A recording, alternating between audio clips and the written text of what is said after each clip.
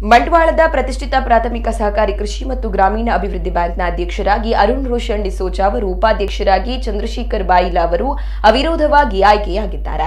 ನಿನ್ನೆ ನಡೆದ ಚುನಾವಣೆಯಲ್ಲಿ ಬಿಜೆಪಿ ಬೆಂಬಲಿತ ಸದಸ್ಯರಾದ ಅರುಣ್ ರೋಷನ್ ಡಿಸೋಜಾ ಹಾಗೂ ಚಂದ್ರಶೇಖರ್ ಬಾಯಿಲಾ ಅವರು ಅವಿರೋಧವಾಗಿ ಆಯ್ಕೆಯಾದರು.